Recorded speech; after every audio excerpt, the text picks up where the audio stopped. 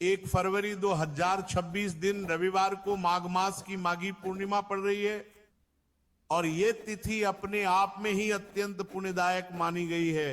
शास्त्र कहते हैं माघ मास की पूर्णिमा यदि रविवार को पड़े तो उसका प्रभाव कई गुना बढ़ जाता है, क्योंकि उसमें विष्णु कृपा, लक्ष्मी करुणा और सूर्य तेज तीनों एक साथ प्रवाहित होते हैं। भक्तों, ऐसे दुर्लभ संयोग बार बार नहीं आते, और जब ऐसा संयोग आता है तो शास्त्रों में बताया गया है कि उस दिन हल्दी से जुड़े कुछ गुप्त उपाय अवश्य करने चाहिए। ये कोई साधारण टोटका नहीं है, यह लक्ष्मी पुराण में वर्णित वह उपाय है जिसे हमारे पूर्वज चुपचाप करते थे और जीवन भर अभाव नहीं देखते थे। ध्यान से समझिए, हल्दी केवल मसाला नहीं है। शास्त्रों में हल्दी को साक्षात माता लक्ष्मी का स्वरूप माना गया है। जब माघी पूर्णिमा के दिन श्रद्धा से हल्दी को भगवान विष्णु के चरणों में अर्पित किया जाता है तो घर की ऊर्जा बदलने लगती है, दरिद्रता टिक नहीं पाती और जीवन की बाधाएं स्वयं हटने लगती हैं। इस दिन का पहला सरल लेकिन अत्यंत प्रभावशाली उपाय है 3 साबुत हल्दी की गांठें। ध्यान रहे गांठें टूटी हुई ना हो।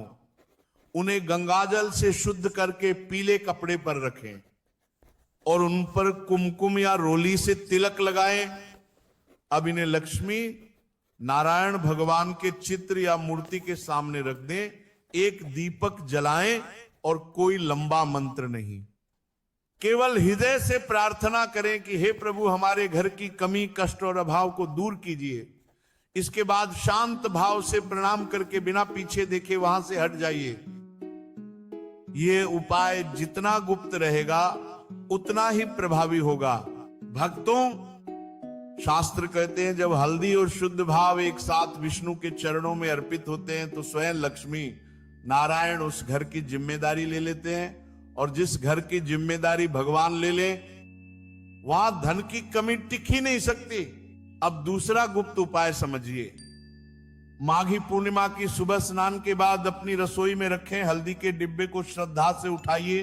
पास के पीपल वृक्ष के नीचे गिरे हुए सूखे बीज उठाइए, बिना तोड़े, बिना किसी को बताए उन बीजों को लाकर हल्दी के डिब्बे के नीचे रख दीजिए।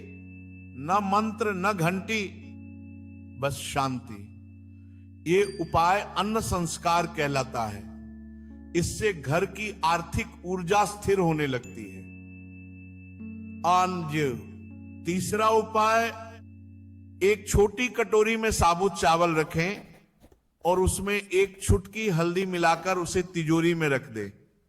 यह अनावश्यक खर्चों को रोकता है और धन को टिकाता है।